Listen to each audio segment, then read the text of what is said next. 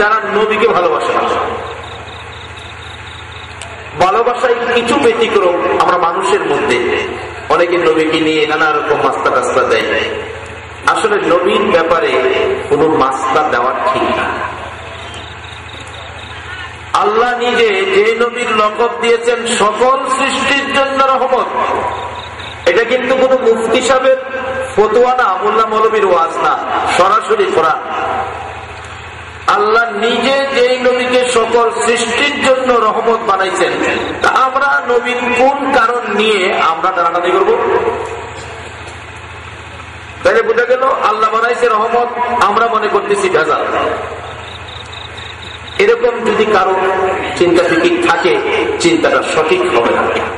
বলুন, সকল সৃষ্টির জন্য নবীকে কি হিসাবে আল্লাহ দুনিয়াতে দিলেন? রহমত। এই রহমত সকল সৃষ্টি মানে, বিধায় সকল সৃষ্টি, সকল প্রাণী, এমনকি চন্দ্র সূর্য পর্যন্ত এই নবীর পক্ষে থাকে। তার বাস্তব নবীজি সাহাবীদেরকে নিয়ে রাত্র গভীর অনেক ঘটনা। দিনের বেলা চলছে, একদিন সাহাবীদেরকে নিয়ে মরুভূমির পথ, শুধু মরুভূমি। রাসূল হঠাৎ বললেন, সাহাবীরা, আমি রাসূল তো প্রস্রাব মোবারক আদায় করব, তোমরা একটা পর্দার ব্যবস্থা করো। সাহাবীরা বলেন, ইয়া রাসূলুল্লাহ, এখানে পর্দা করার তো কোনো জিনিস নাই, কি দিয়ে আমরা পর্দা করবো? রাসূল বলেন, তোমরা একটা কাজ করো, ওই একটু দূরে গাছ গাছরা দেখা যায়, ঝুট জঙ্গলা দেখা যায়, ওখানে যায় বলো রহমতের নবী প্রস্রাব মোবারক আদায় করবে, তোমরা পর্দার ব্যবস্থা করো।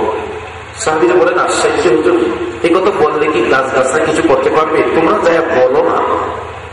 সাহাবীরা দৌড়ায় গিয়ে বলছেন, ও গাছ গাছরা ঝুট জঙ্গলা, রহমাতুল লিল আলামিন নবী প্রস্রাব মোবারক আদায় করবে, তোমরা একটু পর্দার ব্যবস্থা করে নাও, তাড়াতাড়ি যাও। সাহাবীরা বলেন, নবীর পক্ষ থেকে খবরটা শোনানোর সাথে সাথে গাছগুলো জমিন থেকে উঠে গেছে। কোন নবীর পক্ষে, কোন নবীর ভালোবাসায় আপনারা বসে আছেন? যে নবীর কথা বললে গাছ গাছরা উঠে যায়। এ নবীর ভালোবাসায় কি কিছু সময় দিতে আপনারা রাজি আছেন? কেন দিবেন না? নবী কি আমাদের কি কম ভালোবাসেন? আমাদের জন্য নবীর কত দয়া, কত মায়া। মা আয়েশা সিদ্দিকার জীবনী, আম্মাজান আয়েশা সিদ্দিকা বলেন, আমার নবী গোসল করে হুজরায় ঢুকলে আমি অনুমতি চাইলাম, ইয়া রাসূলুল্লাহ, অনুমতি দেন, আপনার চেহারা মোবারকে তোল মালিশ করব। তোল মালিশ করার অনুমতি পাইয়া তোল নিয়ে কাছে যাইয়া তোল মালিশ করার জন্য দেখি নবীজির চেহারা এত সুন্দর, চোখ ফিরানো যায় না। শুধু আম্মাজান আয়েশা সিদ্দিকা না, হযরত আনাস রাদিয়াল্লাহু তাআলা আনহুর মা রিওয়ায়াত করেন নবীজির সুন্দরের ব্যাপার। নবীজিকে দাওয়াত করছেন, আনাস খানা খাওয়াবেন। এশার নামাজ পড়ে নবী আসতেছেন। আনাসের মা বারবার বলে, আনাস কোন সময় আসবে রে আমার নবী? নবীকে মন ভরে দেখতাম। নবীজি তো এশারের নামাজের পর আসতেছে, আনাসের মা তাকে এসে রাস্তার দিকে দেখে নবী তো আসে না, একটা পূর্ণিমার চাঁদ যেন বাড়ির দিকে আসতেছে। আনাসের মা ডাকতেছে, আনাস, আনাস রে বাবা, দেখা যা আকাশের চাঁদ দিয়ে জমিনে নাইবা গেছে রে। আনাস দৌড়ে আসছে, মা কই গো মা? ওই যে, এই যে দেখ আকাশের চাঁদ জমিনে। আনাস দুইটা চোখের পানি ছেড়ে দিচ্ছে, মা গো, এই তো আকাশের চাঁদ না, এই তো আশিকের কলিজার টুকরা চাঁদ। মা, এই তো আমার নবী, মদিনার কামলেওয়ালা নবী, এই তো রহমতের নবী, বরকতের নবী, এটা আকাশের চাঁদ না। আনাসের মা একটা চিৎকার মারলেন, আনাস রে, এই যদি হয় আমার নবীর চেহারা এত সুন্দর, এই চেহারায় কেমনে তাইবের যুবকেরা পাথর মারল?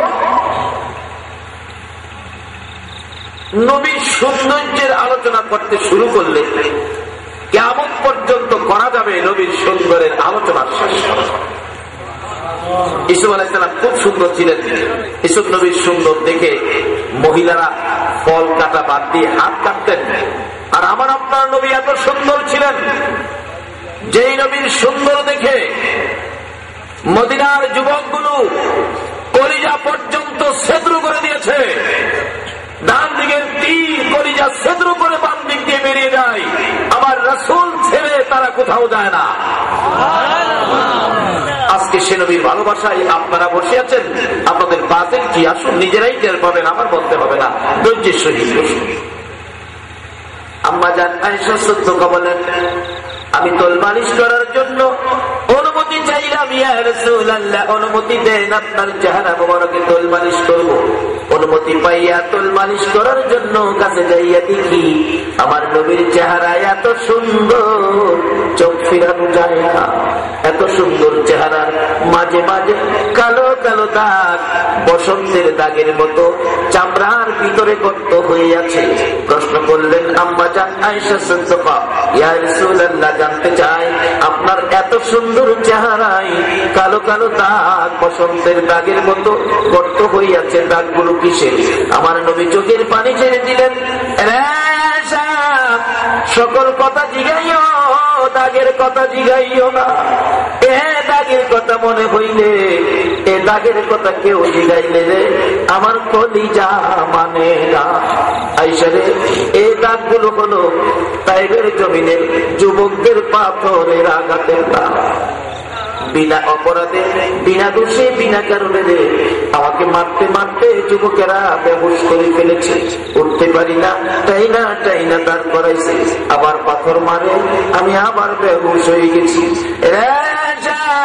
সমস্ত শরীর ক্ষত বিক্ষত, রক্ত মুবারক, জামা কাপড় লাল, রক্ত মাখা দুইটা হাত বাড়াইয়া বলেছিলাম, যুবকেরা রে আমার কোন অপরাধে মারো, আমি কি দোষ করেছি?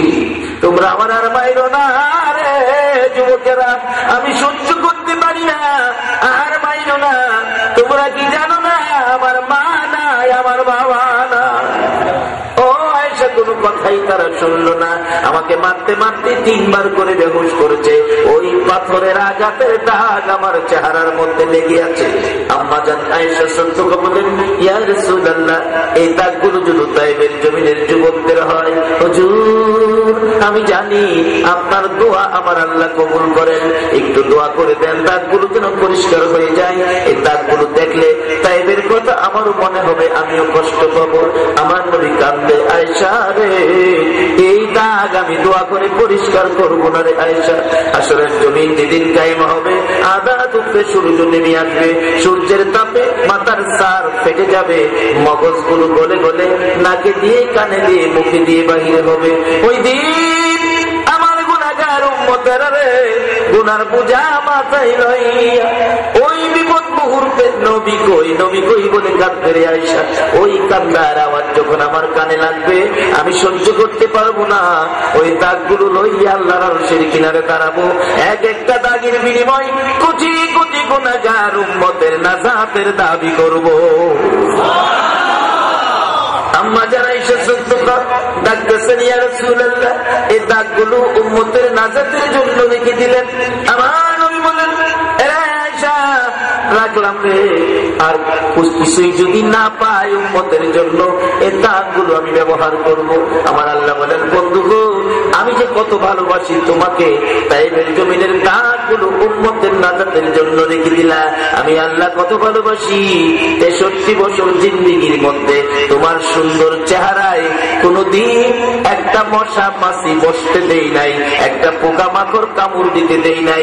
ওই চেহারার দাগগুলো উম্মতের জন্য রেখে দিলাম।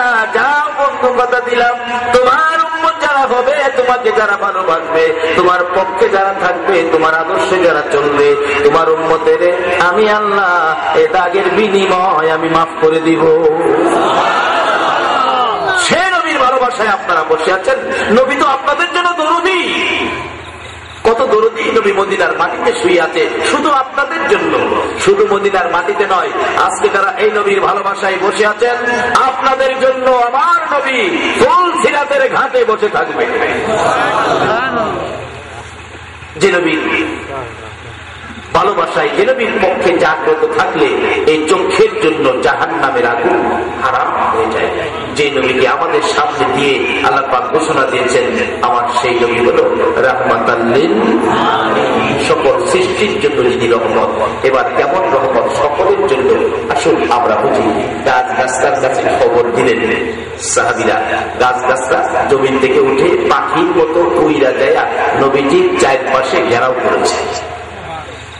নবীজি বসরাত মোবারক আদায় করলেন। বলুন তো, গাছ গাছটার মধ্যে কোন দরাদরি আছে? নবী কিসের তৈরি? এমন কোন ফতোয়া গাছ গাছটা দিচ্ছে? অথচ উম্মতের জন্য নবী এত কান্না, এত কষ্ট। আরো সে গেল না, সিদরাতুল মুনতাহাই গেল না, জান্নাতুল ফেরদাউসে গেল না। উম্মতের ব্যথায় সোনার মদিনার মাটিতে শুয়ে কাঁদতে, এই উম্মতি করি আমরা এই নবী নিয়ে মারামারি। আসুন আমরা নবীকে চিনি। আল্লাহ ঘোষণা দিলেন এই নবী হলো সকল সৃষ্টির জন্য কি? ঘুমায় গেছেন আপনারা? সকল সৃষ্টির জন্য নবী কি? রহমত।